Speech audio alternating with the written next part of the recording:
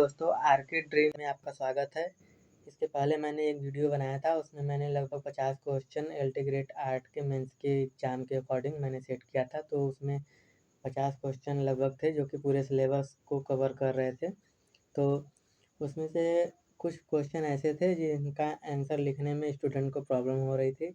तो उसमें एक भाई ने कमेंट किया था कि उन टॉपिक पे जो भी 3-4 क्वेश्चन थे, उन टॉपिक पे आप आंसर लिख करके अगली वीडियो बना दीजिएगा। तो मैंने वही वो जो भी क्वेश्चन था उसमें से, जैसे कि कला एक प्रणाली है, समकालीन कला में प्रयोगधर्मिता का क्या महत्व है और समकालीन कला से रिलेटेड ऐसे 3-4 क्वेश्चन हैं। तो उसी को लेकर हम आज आए हैं। अगर वीडियो अच्छा लगेगा तो लाइक करिएगा, सब्सक्राइब करिएगा और दोस्तों के साथ शेयर भी करिएगा। चलिए आज वो क्वेश्चन देखते हैं।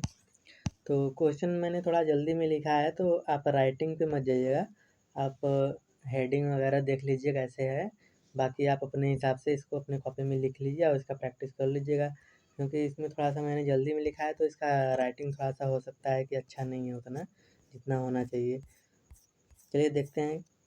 जो पहला क्वेश्चन है, भारतीय आधुनिक कला के विकास क्रम का वर्णन कीजिए। तो इसमें प्रस्तावना डालेंगे, भारतीय आधुनिक कला का विकास 19वीं शताब्दी के उत्तरार्ध में प्रारंभ में माना जाता है। यह काल परंपरागत भारतीय कला एवं पाश्चात्य कला के प्रभावों के समन्वय के काल है। इसमें नवीन प्रयोग, व्यक्तिवाद तथा सामाजिक यथार्थ का चित्रण प्रमुख रूप से किया गया।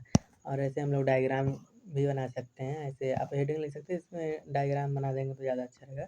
ऐसे विकास क्रम डाल के फिर इसका विकास कैसे हुआ, कंपनी शैली, फिर राजा रवि वर्मा, फिर बंगाल स्कूल, फिर शांति निकेतन, कला आंदोलन, प्रोग्रेसिव आर्टिस्ट ग्रुप, समकालीन कला। इस तरीके से आप डायग्राम बना लीजिए और उसी के अकॉर्डिंग हेडिंग बनाइएगा। भारतीय आधुनिक कला का विकास, इसमें कंपनी शैली है।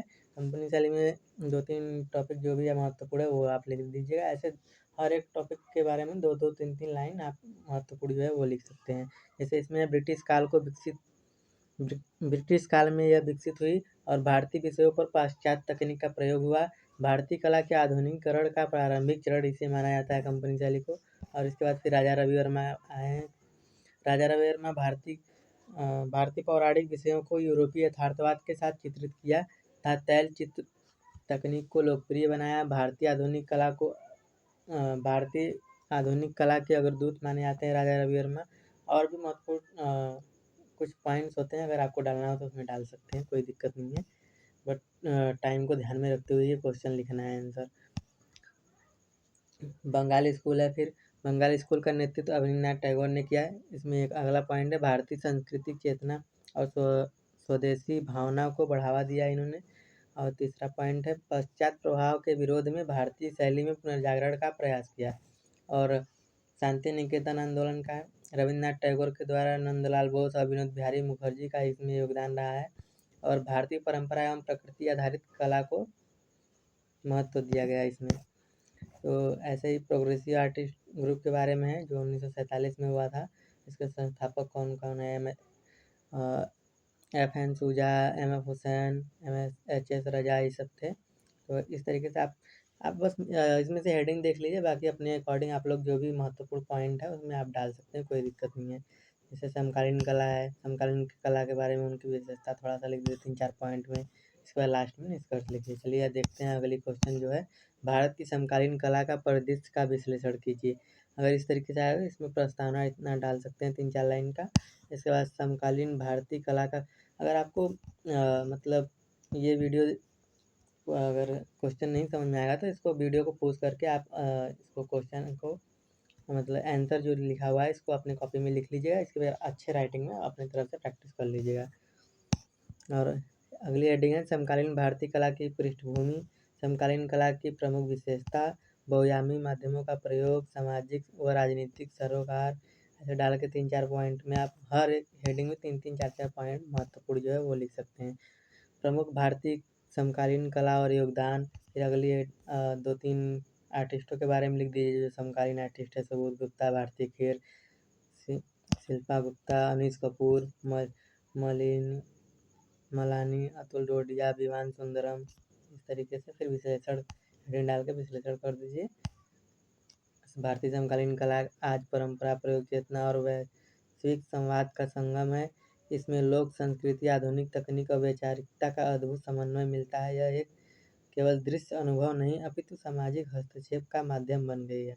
ऐसे विश्लेषण लिख के फिर लास्ट में निष्कर्ष आप लिख सकते हैं।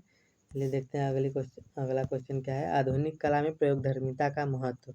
अब सबको हमको लग रहा है कि इस क्वेश्चन में ज़्यादा दिक्कत आ रहा होगा लिखने में। तो प्रयोगधर्मिता का महत्व आप देख सकते हैं किस तरीके से आप इसमें मैंने लिखा हुआ है। पहले तो आप इसका प्रयोगधर्मिता का अर्थ बताएंगे कि क्या है। आधुनिक कला में प्रयोगधर्मिता का अर्थ है कि परंपरागत नियमों और तकनीकों, माध्यमों तथा विषयों से हटकर नवीन अभिव्यक्ति के साधनों की खोज करना। आधुनिक कला का मूल स्वभाव ही नवाचार, स्वतंत्रता और सृजनात्मकता आदि है। इस तरीके से प्रस्तावना लिख के फिर परंपरागत बंधनों से मुक्ति, ये हेडिंग है। नई कला आंदोलन का जन्म हुआ है। फिर अगली हेडिंग मध्यम और तकनीक का विकास, व्यक्तिगत सृजनात्मकता का विकास, समकालीन यथार्थ की अभिव्यक्ति। इस तरीके से थोड़ा राइटिंग थोड़ा सा अच्छा नहीं है, आप लोग आराम से इसको देख के अपनी कॉपी में लिख लीजिएगा। बार फिर से मैं बोल रहा हूँ कि थोड़ा राइटिंग गड़बड़ है क्योंकि मैंने इसको जल्दी जल्दी में लिखा है।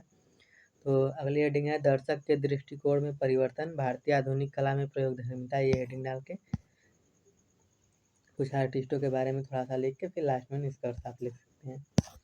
और अगली एक और जो लास्ट आपका क्वेश्चन था, कला एक प्रणाली है। ये सॉरी थोड़ा सा इसका रोटेशन हो गया है, तो आप लोग अपने फ़ोन को रोटेट करके देख लीजिएगा। कला एक प्रणाली है, इस कथन की व्याख्या कीजिए। तो इसमें मैंने लिखा है कला मानव की सृजनात्मक अभिव्यक्ति का माध्यम है, जो केवल भावनाओं की प्रस्तुति नहीं बल्कि एक व्यवस्थित प्रक्रिया है। कला एक प्रणाली है। इसका आशय यह है कि कला अनेक तत्वों, सिद्धांतों, प्रक्रियाओं तथा उद्देश्यों के समन्वित संगठन पर आधारित होती है। यह एक क्रमबद्ध ढांचे में काम करती है जिसमें कलाकार, कला सामग्री, तकनीक, विषय वस्तु तथा दर्शक परस्पर जुड़े हुए होते हैं। ऐसे ये प्रस्तावना हो गया। और ये कला की प्रणाली में एक निम्न घटक